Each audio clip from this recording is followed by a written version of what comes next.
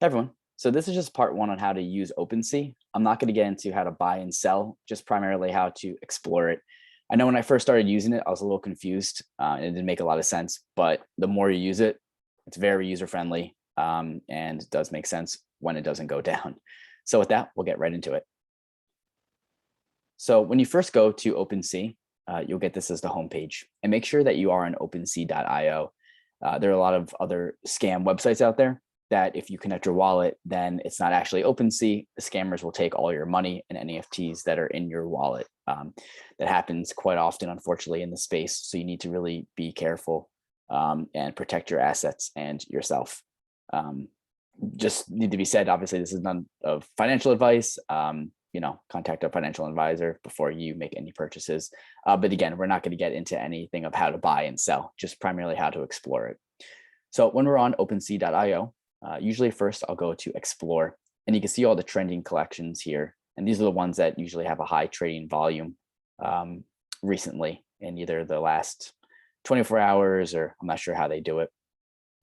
But you could click here, and you could also do by subject. So if you are into virtual worlds, you can click there. You can see the high volume and things that are trending on there. You could also go to stats, go to rankings, and here it will really break it down by the volume. Of course, Mutant Ape and Bored Ape are the top two trending right now and doing volume.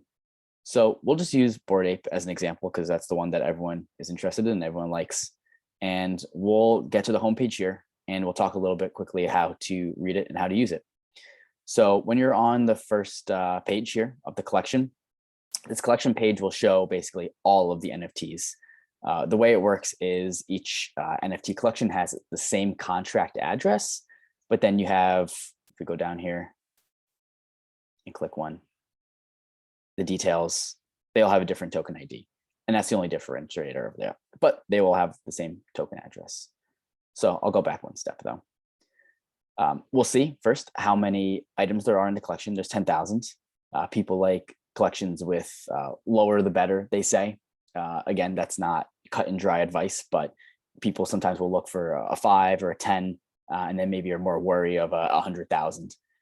But that really depends. For example, the sandbox is over 100,000, I believe, and that's 3.5 ETH or something like that. So that's not always a good way to look at it, but it's something to keep in mind.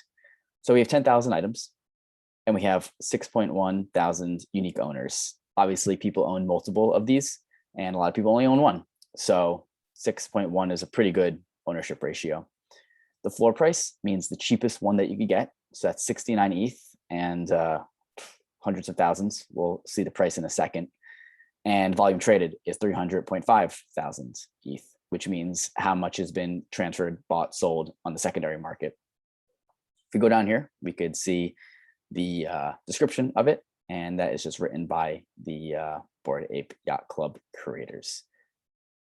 So when we go down, we'll see items, and it'll be just a random assortment of them, as well as activity, and we can see all the recent activity.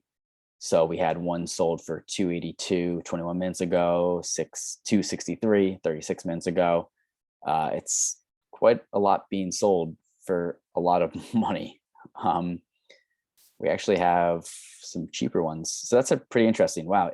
2 hours ago, one was sold for 33 ETH, 119,000. But at the moment, 2 hours later, the cheapest one you can get is 69 ETH, more than double. I'm actually not sure why that is. Maybe it was a transfer between friends or something more scammy. I don't know. I don't want to speculate, but that's a very good deal for this user here. Speaking of, we could also see who it was bought and sold from. So it was sold from this user here and bought by this user here. If you click the user's name, you can see what else they have NFT wise. You could also hide yours. So this is just the NFTs that they're willing to show, which is quite a lot, 369 they have. And you could click around and see the other people's transfers as well. And real quick, you could also see the actual, transaction on the blockchain, which we won't get into. But if you click it here, we'll bring you to Etherscan, and we'll have all the information about the details on the blockchain. But again, we won't get into that on this video. So if we go back to items, let's say you're interested in buying a Bored Ape Club, you have 69 ETH to spend, and you want to buy the cheapest one. So what you would do is you go to your left and then you see buy now. And then you could also check auction, new, have offers, but buy now is generally the thing that people will do to sort by when they're trying to buy the cheapest one in a collection. You could also see different traits if you're interested in any specific thing. If you really like sleepy eyes, you could click it and you could only see sleepy eye ones if that is what you're into. And also, it will also go a little slow, so you might need to refresh. But there we go. We got all our sleepy eyes here. We could also see what the cheapest sleepy eye is. And we have our filters right here. Our cheapest sleepy eye is 71 ETH. So we don't want that. We just want the cheapest one at 69 ETH. And there's actually a couple at 69 here. Looks like 4 of them. And we go, all right, they're all the same. Which one do we like? We like, well, sad eyes. How about that? So we'll click it and we see the number of it, which is 94.29. The person who owns it, again, we could click that and see what else they own, how many total views that it's had, and how many people have favored it on their account. You could buy it now. I don't have $249,000 ever, so I will not be buying it. But if you did, you could. It will open up your MetaMask. But again, this video isn't about how to buy. There's plenty of videos out there. Maybe I'll make one in the future, but that's not what we're going to do. You can also make an offer. For that, you need wrapped ETH. If you're unfamiliar with NFTs and blockchain, that's probably a new concept to you. And that'll be another video as well. But that's how you make an offer. We'll also have the price history of this one and what the trajectory is. And then on to your left, we have properties. So it'll tell you everything about it and how rare it is. It's probably better to go to something like rarity.tools instead of trying to check this so you can see the actual rarity if that's what you're interested in. Or if you're just buying it because you like the art and you like that character, that's great also. Here's another description. I think it was the same one as on the front page. You can go to their website, their Discord, their Instagram, their Twitter. I think that's report, which obviously we won't do. And then details is the contract address, which is, again, the contract number or information for the entire Bored Ape Yacht Club, the specific token ID for this NFT, the token standard. The standards are ERC21, ERC721, and ERC1155. Again, another video, a lot of information online. We might do that in the future.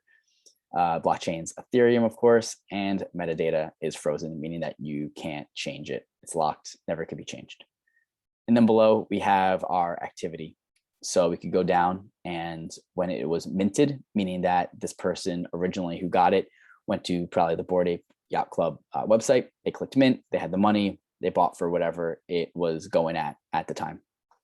It was a pretty quick flip for them. They let it go for 2.98 ETH 7 months ago. I'm not sure how much that was, but compared to now, chump change. Then he made a nice little profit, or he or she made a profit on, almost 3 ETH to 45.5 ETH. That's absolutely crazy. Then we have a little smaller profit here again at 52 ETH. And then now they're trying to turn the 52 into 69. I'm sure they will. I'm sure they will shortly. And then more from the collection, we could just see what else is going on with them.